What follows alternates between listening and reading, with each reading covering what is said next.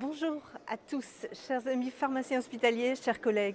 Je souhaite tout d'abord remercier chaleureusement Louis Bertin et Nenad Milikovic que j'ai eu le plaisir de rencontrer ici à Bruxelles et dont j'ai bien volontiers accepté l'invitation à me joindre à vous en ces journées de l'EHP. Je le fais de cette manière. J'aurais bien sûr préféré être réellement présente parmi vous à Bordeaux, mais de nombreuses réunions très importantes pour nos sujets de santé m'ont retenue cette semaine. Merci à vous tous de me permettre cette vidéo pour partager avec vous un message, celui de notre besoin d'Europe, celui de l'importance de l'Europe de la santé, celui de l'importance de l'Europe du médicament et de la pharmacie. Vous le savez, l'Europe de la santé est à un moment charnière. Après s'être dotée d'un vrai budget, Europe for Health, de règles et d'agences sanitaires renforcées pour répondre de manière plus coordonnée et plus efficace aux menaces transfrontalières, et après avoir lancé un plan cancer à l'échelle d'un continent, l'Europe s'attelle aujourd'hui à la révision de l'un des piliers de la protection de la santé des Européens, sa législation pharmaceutique. La Commission de l'environnement et de la santé publique s'est prononcée sur ce texte, pas plus tard qu'hier, et le Parlement adoptera sa position en avril, avant le début des négociations avec les États membres. Nous sommes donc à un moment capital. Les années que nous venons de traverser avec la crise Covid ont montré à la fois la valeur ajoutée de l'Europe en matière de santé, mais ont aussi révélé des failles en matière de dépendance et d'accès aux soins. 60 à 80% des principes actifs sont produits en Asie et 40% des médicaments commercialisés dans l'Union européenne sont importés. L'importance de la création d'une véritable Europe de la santé s'est particulièrement illustrée s'agissant des vaccins. En quelques semaines, grâce à l'impulsion de la France et de son président, l'Europe s'est mise en ordre de bataille pour négocier les contrats d'achat et notre industrie a fait preuve d'une extraordinaire capacité d'adaptation, faisant de l'Europe un leader de la production et premier donateur via le dispositif COVAX. Mais nous savons aussi que les Européens subissent des pénuries et plus généralement, avoir accès aux thérapeutiques existantes et validées, où que l'on se trouve en Europe, reste un enjeu majeur de santé publique. Parce que toute difficulté d'accès à une thérapeutique peut se faire synonyme de perte de chance. Je connais l'engagement de l'EHP dans ce combat. Assurer notre autonomie stratégique est aujourd'hui un enjeu sanitaire majeur, tout comme être leader sur la scène mondiale en matière de recherche et de développement.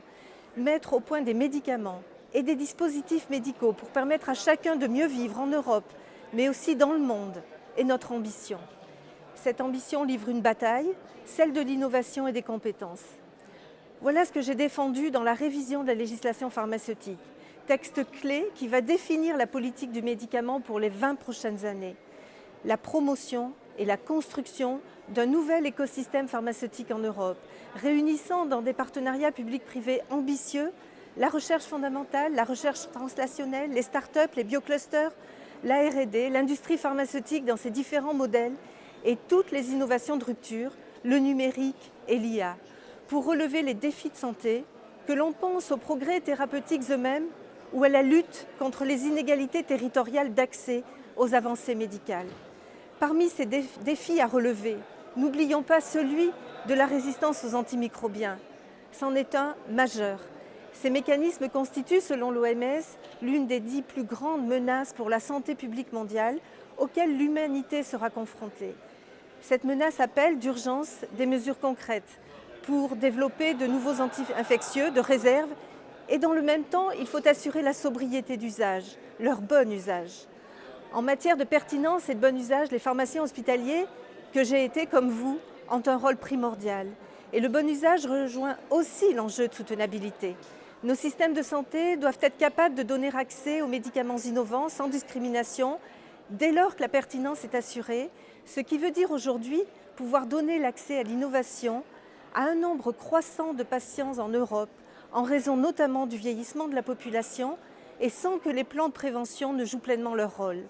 La prévention constitue un levier incontournable pour remporter demain le défi de la soutenabilité.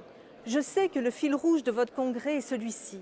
Comment pérenniser des systèmes tout à la fois durables au plan économique et soutenables au plan écologique? En première approche, réindustrialiser l'Europe avec des process décarbonés, une meilleure gestion des déchets dans un contexte de standards sociaux élevés par rapport à certains pays tiers peut paraître, pour l'heure, aller à contresens d'un gain économique. Pourtant, deux éléments essentiels concilieront demain soutenabilité économique et durabilité écologique. Premièrement, l'innovation, y compris en IA, vers des process moins coûteux. Ce sont là les résultats à attendre de la dynamique de recherche engagée dans cette transition industrielle. Deuxièmement, les coûts évités par les pathologies elles-mêmes évitées, du fait d'une meilleure qualité environnementale. Le pacte vert est en lui-même un puissant levier d'action pour une prévention collective vis-à-vis de très nombreux facteurs de risque. La santé environnementale est un investissement essentiel pour une amélioration de la santé dans une vision globale de celle-ci, en cohérence avec le concept du One Health. À ce titre, le développement durable est au cœur de la soutenabilité de nos systèmes de santé. C'est bien sûr cette vision-là, telle que je vous la présente, que j'ai défendue pour une législation qui doit être ambitieuse, pour gagner l'ensemble de ces défis, et nous devons les gagner ensemble, grâce à l'engagement des professionnels et particulièrement de vous, les pharmaciens hospitaliers, dès lors qu'il est question de médicaments, de thérapeutique, de pertinence, de bon usage, d'efficience, de personnalisation thérapeutique, de suivi, de santé environnementale, d'éducation à la santé, de prévention. Par votre action quotidienne, bien sûr, et aussi par votre contribution aux orientations des futurs textes et des futures organisations. Cette action contributive menée avec l'ensemble des parties prenantes est essentielle. C'est pourquoi je crois autant en la démocratie en santé et qu'il est à mes yeux très important de la favoriser dans toutes nos législations.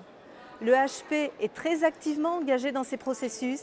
C'est une fierté pour chaque pharmacien hospitalier et la tenue de votre congrès témoigne de votre engagement à tous. Je vous remercie et je vous souhaite à vous tous, pharmaciens hospitaliers européens, chers collègues, chers amis, un congrès passionnant à Bordeaux.